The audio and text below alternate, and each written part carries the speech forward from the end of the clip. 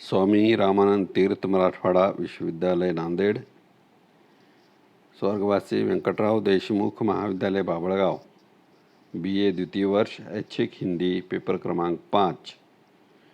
Paper का नाम मध्ययुगीन काव्य, जिसके अंतर्गत हम कबीर को देख रहे थे।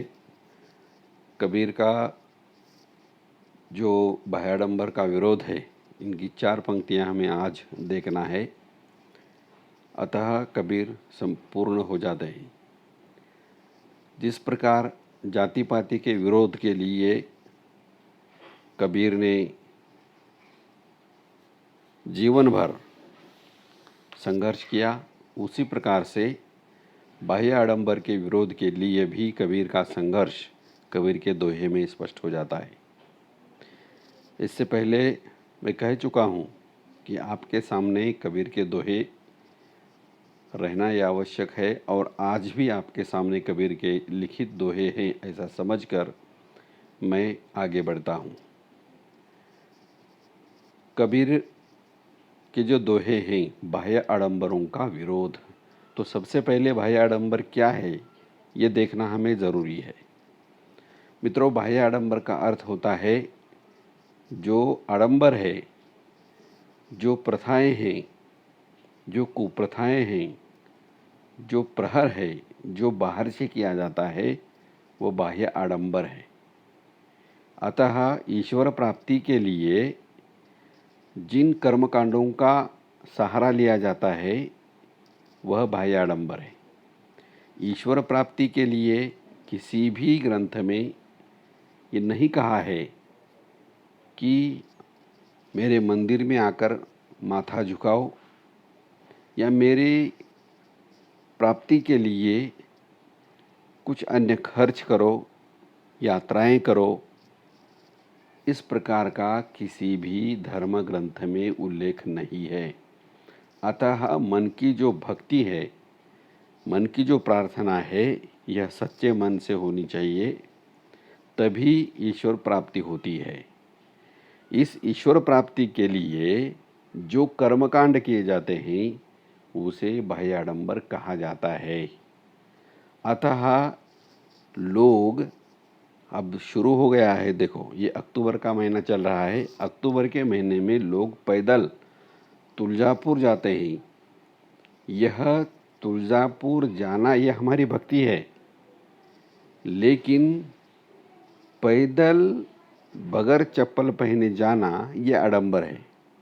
क्योंकि कोई भी माता, कोई भी देवी ये नहीं कहती कि पैरों में चप्पल ना पहने मेरे पास आओ, ऐसा वह कहती नहीं है। यह प्राप्ति के लिए, ईश्वर प्राप्ति के लिए किया हुआ एक आडंबर है। अतः कर्मकांड है।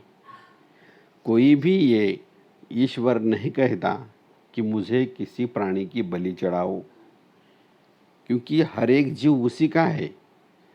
तो कोई भी माता पिता अपने बच्चे की बलि नहीं चाहते, तो फिर ईश्वर कैसे चाह सकता है। और इसीलिए कबीर ने बहुत बार इसके ऊपर विरोध किया है। पत्थर पूजे हरि मिलिए तो मैं पूजूं पहाड़, ताकि वो चाकी भले पीस खाए संसार। पत्थर को पूजने से अगर हरि मिलता है तो मैं तो उस पहाड़ को पूजूंगा जिसके अंदर बहुत सारे पत्थर होते हैं। उसके बजाय जिस चक्की से हमें आटा मिलता है उसकी अगर हम पूजा करते हैं तो हमारी पूजा सार्थक हो सकती है। अतः ईश्वर प्राप्ति के लिए आजकल विश्व में, संपूर्ण भारत देश में जो कर्मकांड किया जा रहा है वह एक निरर्थक है। किसी के आरोग्य के लिए यज्ञ करना ये कर्मकांड है। पानी के बरसात के लिए यज्ञ करना यह कर्मकांड है। बच्चों के लिए, संतान के लिए यज्ञ करना यह कर्मकांड है। मतलब जो हमारा सच्चा रास्ता है उसको छोड़कर अन्य किसी गैर रास्ते को अपनाना, यह इसे बाह्य आडंबर कहा जाता है। और इसी को कबीर ने ये कहा है, अगर आपको ईश्वर की प्राप्ति चाहिए तो ऐसे बाह्य आडंबर करने की आवश्यकता नहीं है। उनका पहला दोहा देखो, माला तो कर में फिरे, जीभ फिरे मुख माही, मनुआ तो चहु दिसे फिरे, यह तो सुमिरन नाही। माला तो कर में फिरे, कर मतलब हाथ।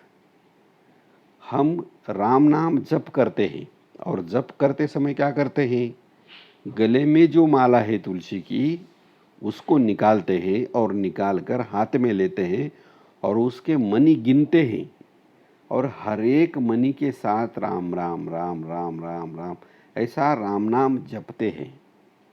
ये राम नाम जपना ये किस प्रकार का है, माला तो कर में फिरे, माला तो हमारे हाथ में फिरते हैं हम, लेकिन हमारा ध्यान, हमारा मन, हमारी जीभ फिरे मुख माही, जीभ हमारे मुख में चारों ओर फिरती है। चारों ओर क्यों फिरती है, क्योंकि हमारा मन जगह पर नहीं है। मनवा तो चहु दिशि फिरे, हमारा मन जो है चारों दिशाओं से फिरता है, चारों दिशाओं से फिरता है। मतलब हम जो राम नाम जपते हैं सच्चे मन से मन लगाकर नहीं जपते, क्योंकि जो व्यक्ति सच्चे मन से मन लगाकर राम का नाम जप करता है उसको किसी प्रकार की आवाज़ सुनाई नहीं देती। हमारा नाम जप जो है केवल हाथ में रहता है और मन जो रहता है यह सभी ओर फिरता है। यह राम नाम जप नहीं है, यह जो है यह जानबूझकर ईश्वर को फंसाना है। यह तो सुमिरन नहीं, यह सुमिरन नहीं है, यह स्मरण करना नहीं है, यह नाम स्मरण नहीं है। इसकी मराठी में कहावत है, देखो, दंड देवळात चित्त पायतनात।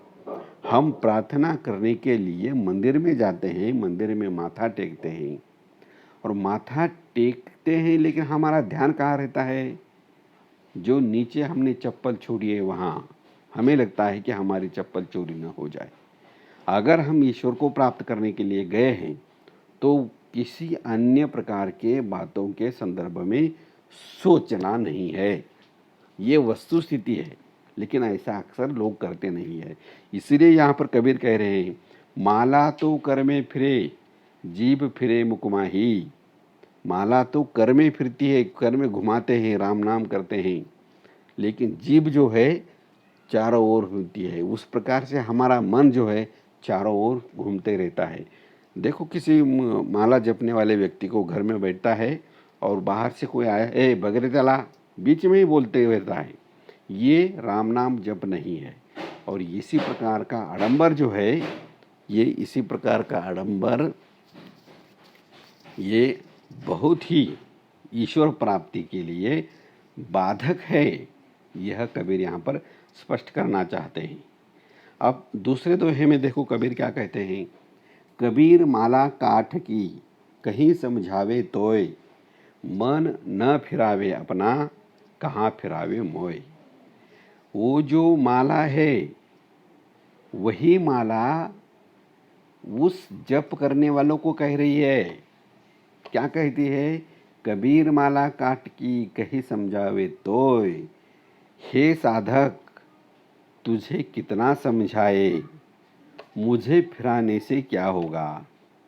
केवल माला फिराने से क्या हो सकता है, कुछ भी नहीं।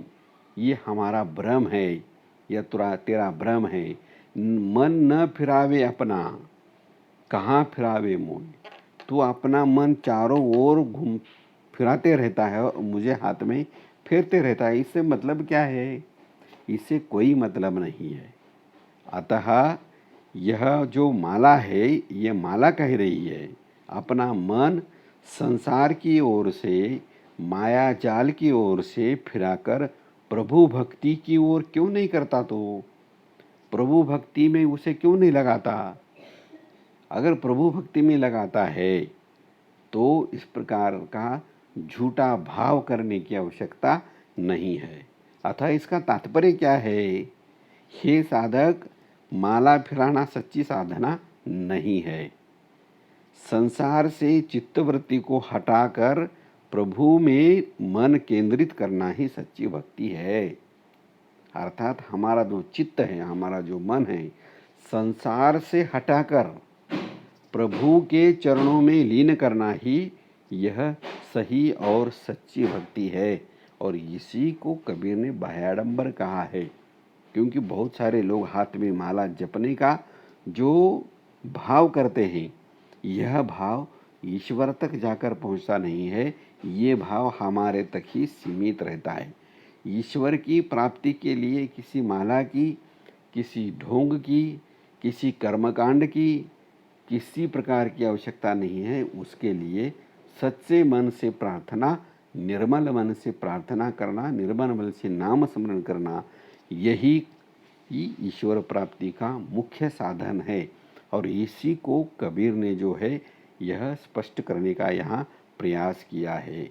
यहाँ पर ये जो कबीर के 2 दोहे होते हैं ये समाप्त होते हैं। अतः पूरे जो कबीर के जो दोहे थे वह पूरे के पूरे दोहे यहाँ पर समाप्त हो गए। अतः कबीर पूरे समाप्त हो गए, जिसके अंदर हमने गुरु की महत्ता देखी, नाम स्मरण की महत्ता देखी, विरह की भावना देखी, जाति पाति का विरोध देखा और बाह्य आडंबरों का विरोध देखा।